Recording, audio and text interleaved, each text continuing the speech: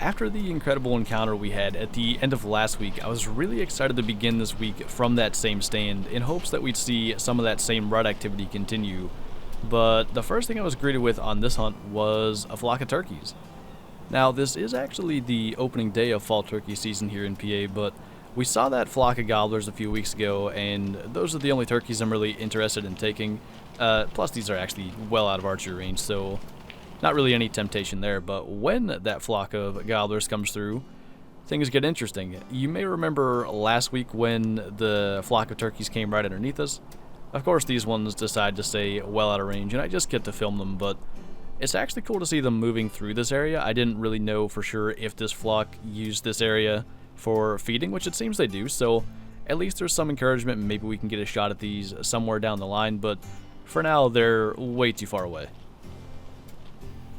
But after not seeing any deer from our morning stand, I decided to move to a stand I've not yet been in this year, and I was quite encouraged to see deer moving well before the end of legal light.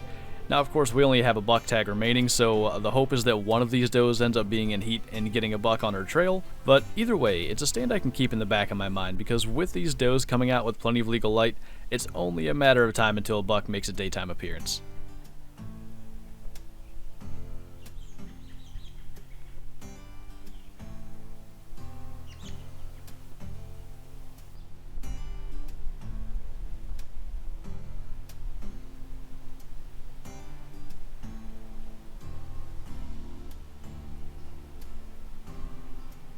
Unfortunately, this particular evening would not be the time for a buck to make a daylight appearance, but it's a spot I'll definitely be back to. Seeing these deer coming out in daylight, in bow range, all that's a really good sign.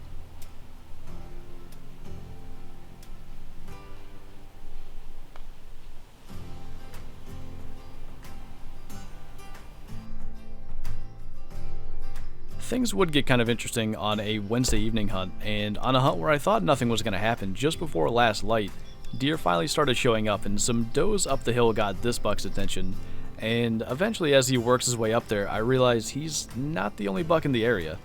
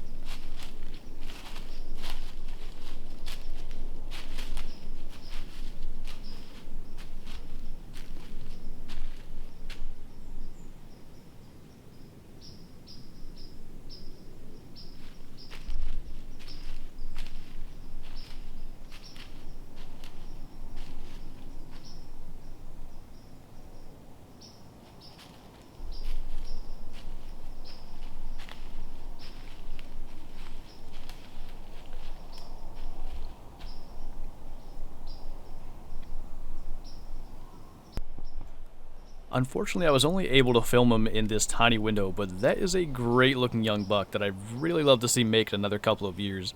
So it was encouraging to actually see that from this spot, as this stand has produced nothing for me so far this year.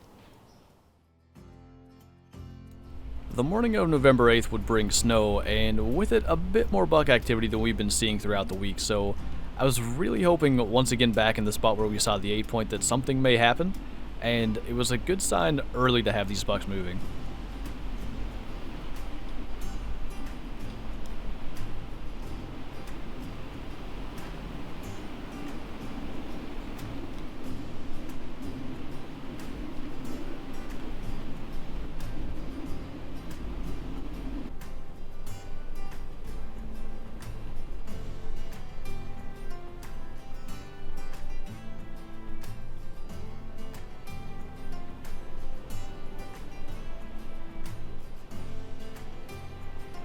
Despite the early sign, we didn't get much more for bucks throughout that morning, and for our last evening hunt of this week, I'm back in the stand we've maybe hunted the most throughout the year, and once again we have deer on the field really early.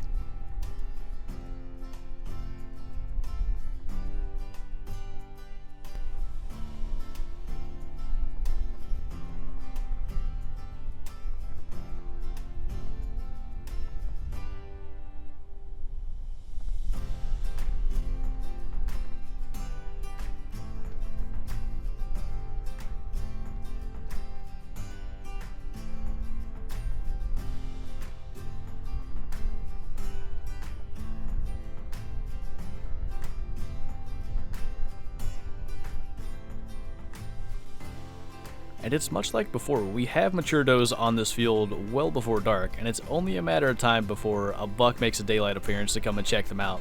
So the only thing I can hope is that I'm here when he does it.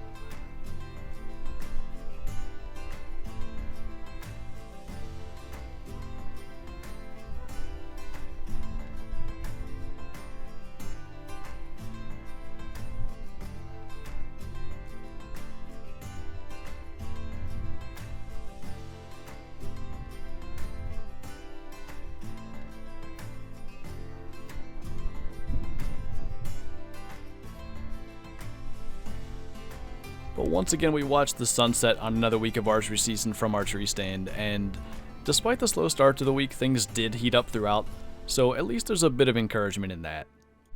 Well, I think that is going to be it for week 5. I hope you can hear me. The wind's